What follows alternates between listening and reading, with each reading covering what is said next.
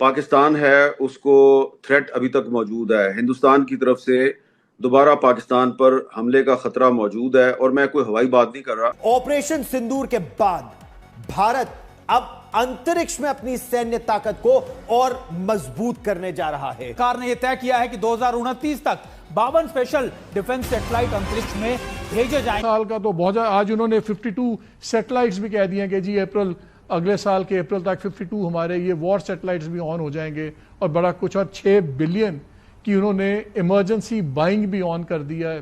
अब उनका स्पेस के सेक्टर में भी वो लोग ऐसे काम करने वाले हैं जिससे पाकिस्तान पर नजर रखी जाए। जिस तरह का दौर आ रहा है वो हम लोगों से काफी आगे चले गए हैं, तरक्की में बहुत आगे चले गए हैं, बहुत आगे निकल गए। तो इसलिए उन लोगों से सीखना चाहिए। इस प्रोजेक्ट में भारत 52 डिफेंस सैटेलाइट्स लॉन्च करने वाला है, जिसका बजट करीब 27,000 करोड़ रुपए का होगा। ये एक मतलब this is also psychological warfare, ये वॉर का आजकल एक हिस्सा है। मुझे गिल्ट हॉन्ट करेगा, जानते बूझते मरने के लिए क्यों छोड़ दिया। ये जुमला आपने बोला है, कहा नहीं छोड़ा हुआ। कोई होश के नाखून लें, ये पागलों का इधर एक हजूम है, ये एक अजीब तरह का कन्वीन, ये वाहिद कौम है जो अपनी बर्बादी की खबरों का जश्न मनाती है। सर्विलांस का फेज 3 प्रधानमंत्री नरेंद्र मोदी की अगुवाई वाली कैबिनेट कमेटी ने एसएसबी यानी स्पेस बेस्ड सर्विलांस प्रोग्राम के तीसरे फेज को पिछले साल अक्टूबर में ही मंजूरी दे दी थी, लेकिन उसके बाद इस पर कोई खास काम नहीं हुआ था। लेकिन इस साल पाकिस्तान के साथ जो सैन्य झड़प हुई हमारी 4 दिनों तक चली, उसमें भारत ने अपने सैटेलाइट प्रोग्राम को तेज करने पर मजबूर कर दिया है। इस प्रोजेक्ट में भारत 52 डिफेंस सैटेलाइट्स लॉन्च करने वाला है, जिसका बजट करीब 27,000 करोड़ रुपए का होगा।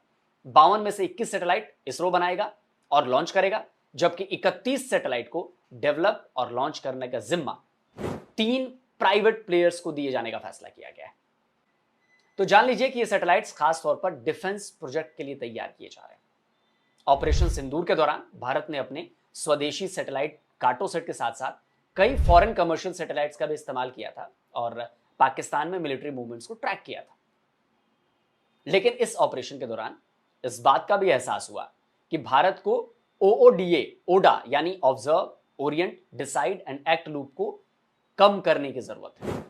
ओडा लूप किसी भी एयरफोर्स के लिए बहुत अहम प्रोसेस होता है। इसे अनिश्चितता को अवसर में बदलने का तरीका माना जाता है। इसमें पहला चरण ऑब्जर्वेशन का होता है। इसमें दुश्मनों की हरकतों पर नजर रखी जाती है, उसकी मूवमेंट को ट्रैक किया जाता है।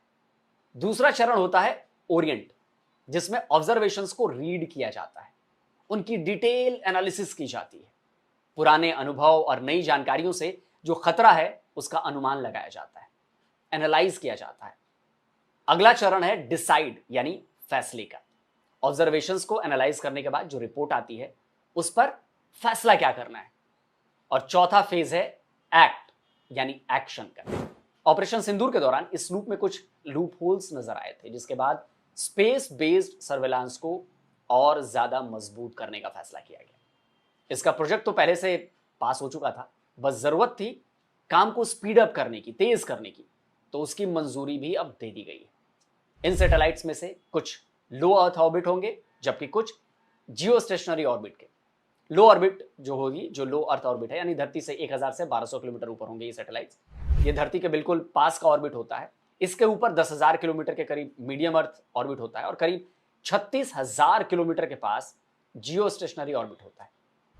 इन सैटेलाइट्स का काम यह होगा कि पाकिस्तान और चीन के ज्यादा से ज्यादा एरिया को कवर करना, और वो भी बिना किसी गैप के। अब सैटेलाइट एक जगह तो रहती नहीं है, वो भी चक्कर काटती रहती है। तो जिस जगह की हमें निगरानी करनी है, अगर सैटेलाइट वहां से आगे निकल गई तो हमें वो जगह दिखाई नहीं देगी। जब वो दोबारा सैटेलाइट की रेंज में आएगी तब हम उस जगह को फिर से देख सकते हैं। तो इतनी सैटेलाइट्स हम इसीलिए लॉन्च करने वाले हैं कि हम इस गैप को भर सकेंगे। यानी एक सैटेलाइट अगर उस खास जगह पर नहीं है तो दूसरी सैटेलाइट उस दौरान वहां की तस्वीरें भेज सके। यानी कि किसी न किसी सैटेलाइट में हमेशा वहां पर नजर बनी रहेगी। Air marshal Ashutosh Dikshit, chief of integrated defence staff हैं। उन्होंने हाल ही में एक कार्यक्रम के दौरान कहा कि जब दुश्मन बहुत दूर से ही आपकी सीमा पर नहीं, बल्कि सीमा के अंदर बहुत सटीक निशाना लगा सकता है, तो आपको अपने सर्विलांस का जो एनवेलप है उसे और ज्यादा मजबूत बनाने की जरूरत है। उन्होंने कहा था कि जब हाइपरसोनिक मिसाइलें मिनटों में सैकड़ों किलोमीटर की दूरी तय कर सकती हैं और ड्रोन के झुंड पारंपरिक निर्णय लेने की प्रक्रियाओं से पहले ही अपने लक्ष्य तक पहुंच सकते हैं, तो वास्तविक समय या लगभग वास्तविक समय की निगरानी अस्तित्व के लिए आवश्यक हो जाती है। आपको याद होगा ठीक ऐसी ही बात जो इसरो के फॉर्मर चेयरमैन हैं, चीफ थे एस सोमनाथ, उन्होंने भी कुछ दिनों पहले की थी। उन्होंने कहा था कि हाइपरसोनिक मिसाइलों को अभी की मानक तकनीकों का उपयोग करके रोक पाना बहुत ज्यादा मुश्किल है, इंटरसेप्ट कर पाना बहुत मुश्किल है। आपको एक ऐसे सिस्टम की आवश्यकता है जो दूसरे डोमेन से आता है, इसलिए आपको दूसरे देशों के इलाकों का गहराई से निरीक्षण करना पड़ेगा, उसकी आवश्यकता है। इससे पहले कि यह शुरू हो आपको इसके बारे में पता होना चाहिए, और यह सब केवल तभी हो सकता है जब हम लैंड बेस्ड रडार वाले एयर डिफेंस सिस्टम के बदले satellite based air defence system को डेवलप करें